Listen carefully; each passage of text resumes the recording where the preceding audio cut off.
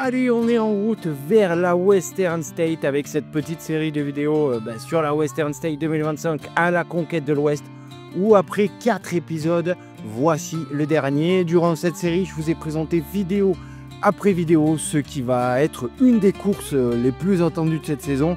Si vous avez loupé tous les premiers épisodes, vous pouvez aller vous les refaire. C'est consacré à l'histoire de la course, plus au parcours, mais aussi aux outsiders. Et tout ça, ça nous a permis de comprendre pourquoi cette course est devenue ce grand mythe de l'Ultra Trail. On est donc sur le dernier épisode, vu que le départ c'est ce samedi 28 juin à 5 h du matin, heure américaine, et à 14 h chez nous en France. Et aujourd'hui, c'est la vidéo la plus attendue de la série, l'analyse des favoris. J'en ai sélectionné 8, 4 garçons et 4 filles. Et on part sans plus attendre à la conquête de l'Ouest. Épisode 5, c'est parti! 100 miles, the race begins. Through dust and heat, who for the win? Jim Walmsley, Killian Jornet, David Roche in the fight. Western States under morning lights. The record is about to fall. Let's go for the race of the year. À la conquête de l'Ouest, c'est maintenant. Allez, alors, on l'a vu la semaine dernière, la course est ultra ouverte. Même chez les outsiders, il y a des potentiels très grosses perfs. Et on a aussi que de nombreuses grosses perfs qui sont tombées ces 2 dernières années sur le sol américain.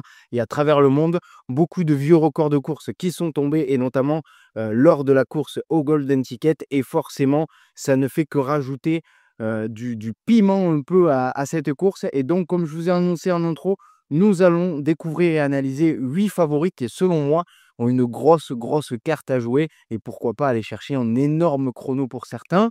Et donc, commençons par l'évidence. Kilian Jornet, il est de retour sur la Western State 14 ans plus tard. Il a couru pour la dernière fois en 2011 où il avait déjà gagné. Il revient 14 ans après sa victoire légendaire et fait toujours partie des très grands favoris.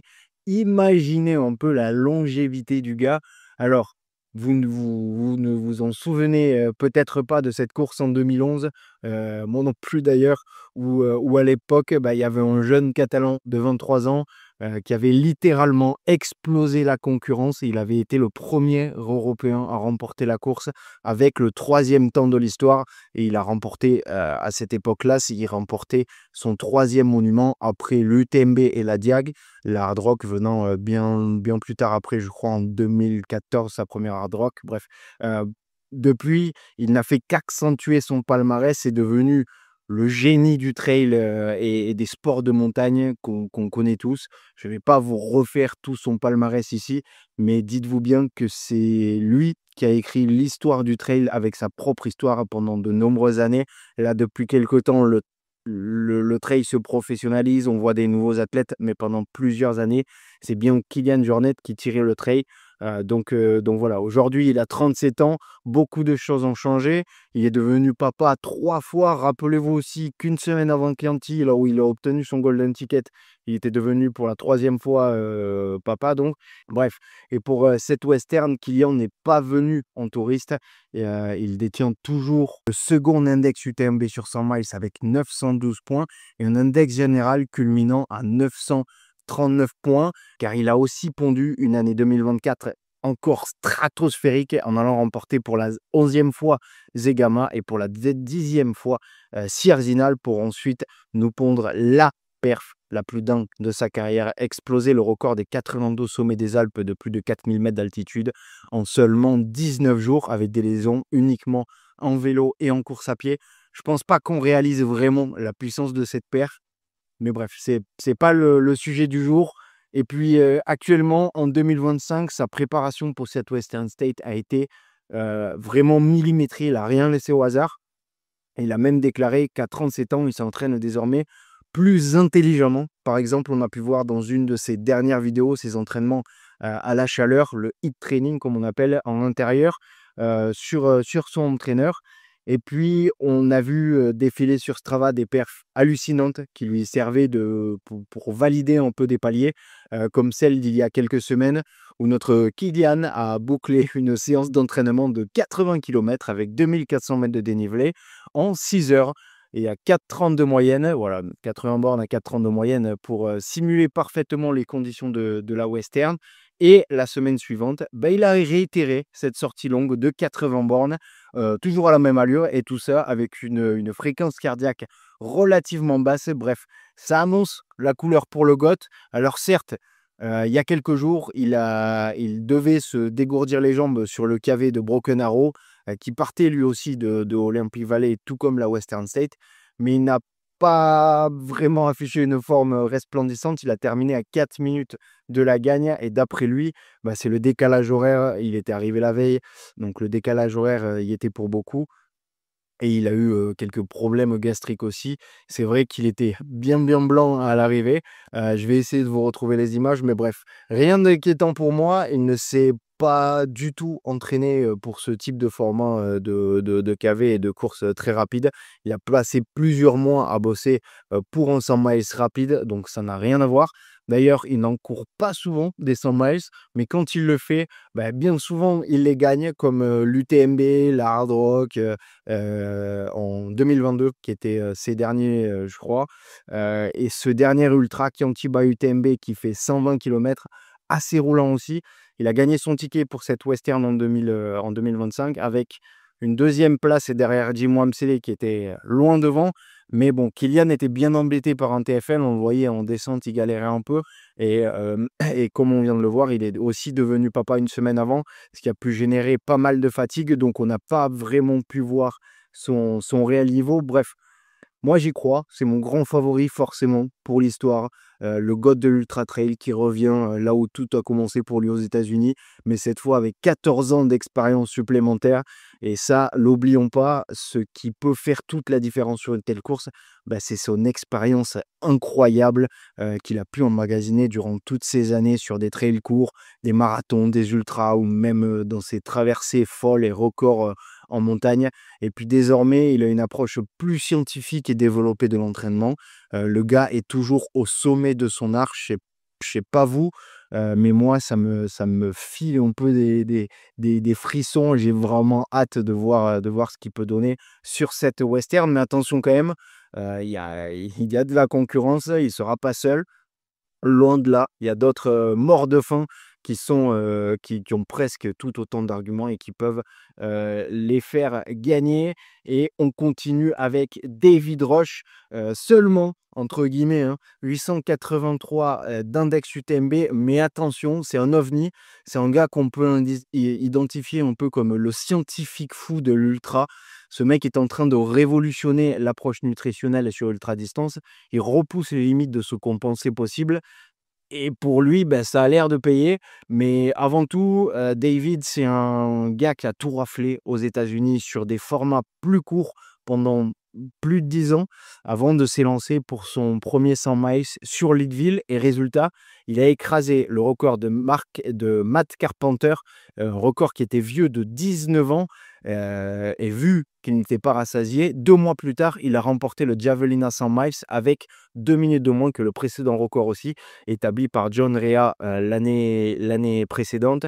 2 grandes courses qu'il a dominées assez facilement, alors que les grands noms de l'ultra américain y étaient déjà passés.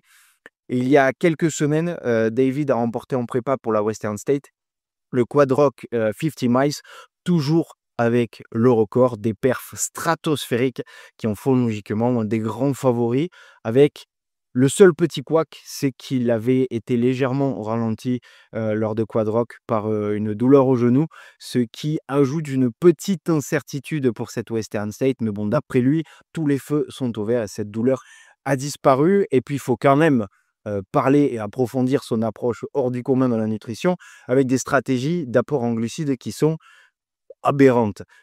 Pour chacune de ses dernières grandes performances et derniers records, il a ingéré entre 120 et 150 grammes de glucides par heure. Je ne sais pas si vous imaginez, mais c'est bien loin des recommandations classiques. Et si vous ou moi faisions cela, je vous promets qu'on serait en croix au bord du chemin en train de se tordre de douleur. C'est une stratégie qu'il répète lors de ses entraînements et par exemple, David, il prend des tables d'électrolytes tous les jours, même quand il ne s'entraîne pas. Il fait énormément d'entraînement, dit HIIT training pour se préparer à la chaleur. Bref, si vous ne suivez pas ce gars, allez le suivre sur les réseaux sociaux ou lire des articles concernant. C'est vraiment passionnant. Et puis pour la nutrition, lui, il en rigole.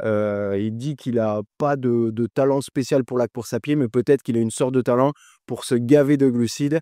Mais bon, jusqu'où il pourra aller comme ça? Est-ce qu'il pourra à nouveau tenir cette stratégie pendant près de 14 heures sous une potentielle grosse chaleur? Et surtout, est-ce que ça va lui permettre d'aller chercher la plus grande perf de sa carrière et peut-être de la Western State? C'est toutes les grandes questions que je me pose. Et personne n'aura vraiment la réponse avant le jour J. En tout cas, lui a l'air sûr de ses forces et il a de quoi avec ses dernières perfs d'animal. Et puis, ce qui est fascinant avec David Rush, c'est sa capacité à analyser chaque détail de sa course, de sa nutrition à sa stratégie de course. Il ne laisse rien au hasard. Et sur un terrain de jeu comme la Western State, où la chaleur et la distance peuvent faire des ravages, cette approche ultra méthodique pourrait quand même l'amener très très haut. Enfin, on verra. Passons au suivant avec Rod Favard. Alors là, on parle dans des zones de l'année 2024. L'Américain Rod Favard, il a terminé deuxième de la Western State en 2024, juste derrière Jim Walmsley. Et tenez-vous bien, il a réalisé le troisième chrono le plus rapide de tous les temps sur le parcours. Et il avait coté à 922 points par l'index UTMB. Le mec a littéralement tenu tête à Jim Walmsley pendant des heures. Et il a réussi même à le faire douter, à le pousser dans ce retranchement. Imaginez un peu la scène, Jim Walmsley, recordman, maître incontesté des lieux, et ce satané Rod Favard qui lui avait collé au basque et qui refusait de lâcher. Bon, il avait finalement lâché dans le final, à 20 bornes de l'arrivée, je crois.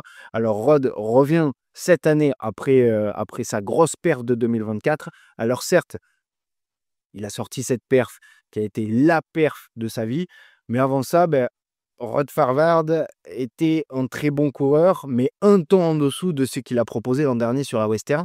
Car oui, il a connu un parcours assez mouvementé sur la Western au cours de ces 4 dernières années, passant d'un abandon en 2022 à la 58e place non, un abandon en 2021, pardon, à une 58e place en 2022, puis à la 11e place en 2023.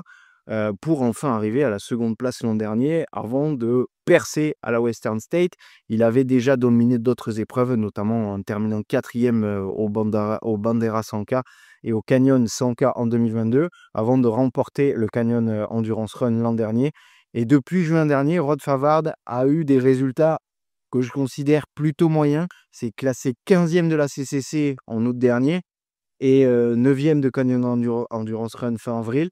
Mais aussi, il a remporté une course de seconde zone, un 35 miles américain qui avait lieu en mars. Bref, c'est difficile à dire au vu de ses derniers résultats, mais est-ce qu'il va pouvoir réitérer sa perte de l'an dernier? Vu comme ça, ouais, c'est difficile à dire et à imaginer, mais au vu de sa perte 2024, je suis obligé d'en parler dans ses favoris. Et en plus, cette année, il revient avec énormément d'expérience et la confiance d'une édition 2024 réussite. Donc, à suivre. Et enfin, terminons les favoris chez les garçons avec la fusée américaine Adam Peterman, 904 d'index UTMB. C'est un ancien vainqueur de la Western State puisqu'il l'a remporté en 2022. À cette époque, il était vraiment injouable. Il était invaincu sur Ultra. Il avait même remporté fin 2022 le titre au championnat du monde de trail long. Malheureusement, derrière, il a subi une blessure qui l'a éloigné des sentiers pendant 2 ans.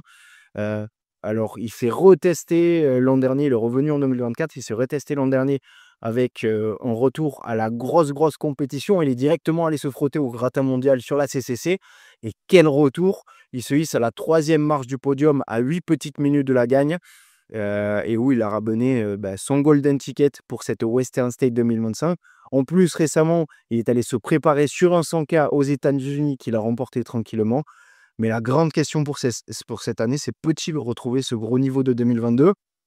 Alors, ce qui est sûr, c'est qu'Adam connaît parfaitement le parcours, les pièges à éviter, il sait comment y performer et puis surtout aussi, il sait comment gérer la chaleur. Cette expérience-là sera un gros plus pour lui. Moi, j'y crois dur comme fer. Il peut aller chercher un gros podium. Il a prouvé sur la CCC lors de son retour qu'il fallait encore compter sur lui. Et puis, ce que j'aime, c'est qu'il n'a pas choisi la course la plus simple pour aller récupérer son Golden Ticket. Il a tout simplement pris la plus relevée. Donc, Adam Peterman sur le podium, moi, j'y crois quand même assez fort. Voilà, pour mes favoris chez les garçons, la bagarre va être monumentale. Ils peuvent tous gagner, même si on remarque bien qu'il y a des profils qui peuvent plus facilement tout déchirer que d'autres. À vous de jouer en commentaire. J'attends votre favori avec impatience. Allez, passons aux dames et partons directement avec celle qui a terminé seconde l'année dernière, derrière Katy Scheidt, Fusao Xiang, 795 d'index UTMB. Et quelle perf de l'athlète chinoise, elle boucle les 160 km en 16h20. Troisième chrono de l'histoire derrière le record de Courtney de 2023, puis la perf stratosphérique de l'année dernière aussi de Katy Scheidt. Et tenez-vous bien, elle a réalisé ça pour sa première fois sur le sol californien et sur cette Western State. Et si on revient un peu en arrière, on avait vraiment découvert Fusao Xiang sur l'UTMB 2023 avec une très belle 4e place. Et avant ça, elle performait beaucoup sur le sol chinois. Mais quand on regarde ses résultats de plus près, eh ben, on peut y voir une énorme progression assez constante. Et l'UTMB est une belle épreuve pour matérialiser un peu cette progression, car elle y est revenue presque tous les ans, sauf pendant les années Covid. 20e de l'UTMB en 2018, 11e en 2019, 7e en 2022, puis 4e en 2023. Elle grimpe à chaque fois, et ça malgré le niveau qui lui aussi grimpe d'année en année.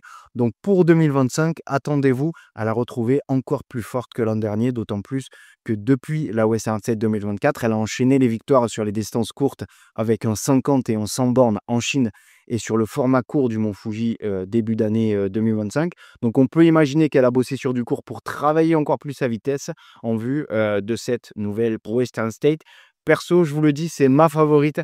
Cette athlète chinoise, elle perf de plus en plus fort, et maintenant qu'elle connaît le parcours, je l'imagine injouable, et elle pourrait bien créer la sensation cette année en devenant la première athlète asiatique à remporter cette Western State, même si on espère de belles bagarres, et potentiellement avec la prochaine athlète que je vais vous présenter, Esther Silag, 2 fois 3e de la Western en 2023 et 2024, et surtout avec une amélioration de 33 minutes entre les deux.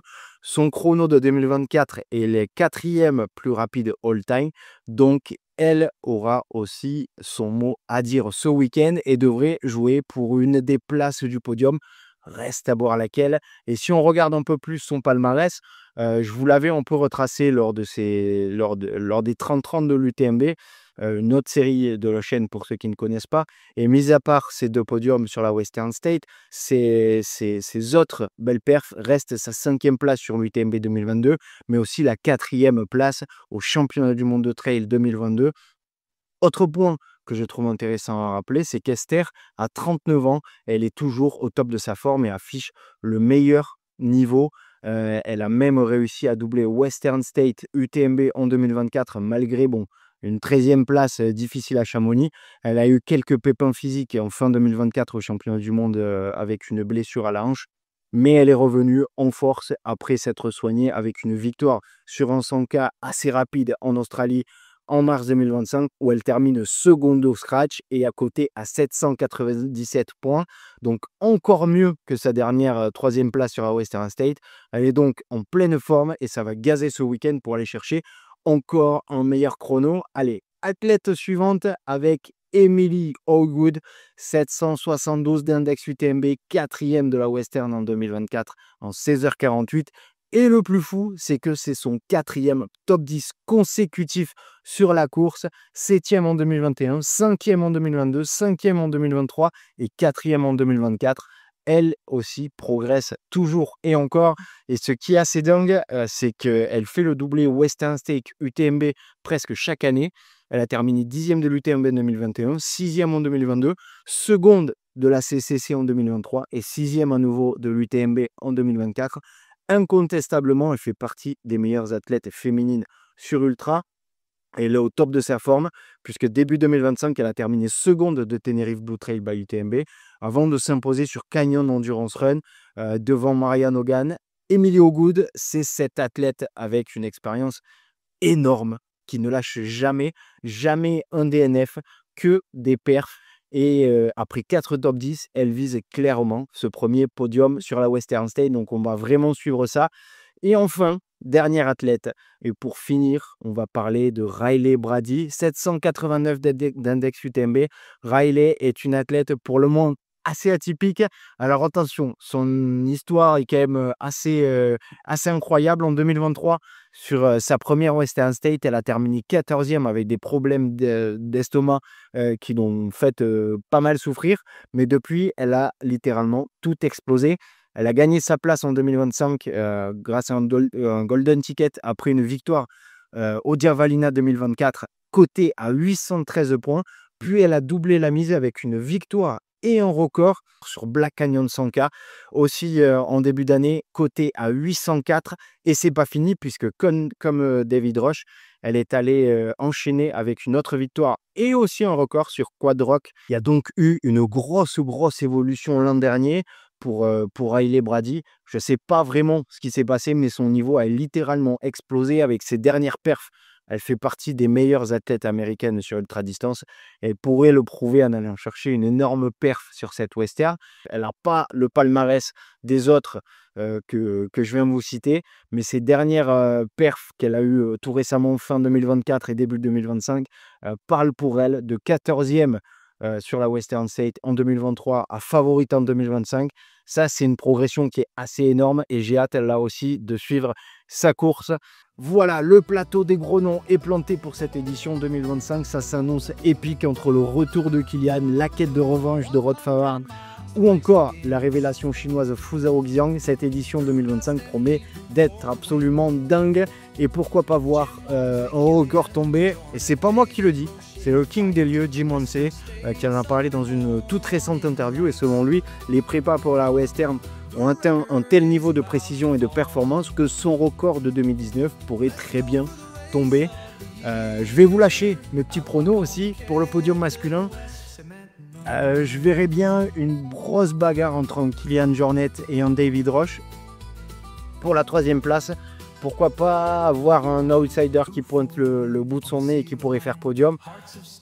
Peut-être un Daniel Jones ou même un Vincent Bouillard, ce serait cool pour lui.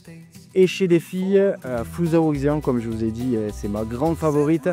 Et derrière, j'aimerais bien voir une Tara Dower, une Kathleen Fielder, dont je vous avais parlé lors des précédents épisodes consacrés aux outsiders. Et pourquoi pas aussi revoir une Marianne Hogan sur le podium. Bref, voilà, assez difficile à faire des pronos. Ça reste de l'ultra, il y aura des surprises forcément, comme à chaque fois. Voilà, à vous de jouer. J'attends vos top 3 avec impatience en commentaire. Il devrait faire beau, il devrait faire chaud. Ne loupez pas cette course samedi. J'espère que la série à la conquête de l'Ouest vous aura plu. N'hésitez pas à me donner vos pronos pour cette Western et qui, selon vous, va remporter ce mythe. On continue à échanger en commentaire. Allez, on se dit à très vite pour de nouvelles aventures. C'était Arnaud pour Endurance Show. Ciao!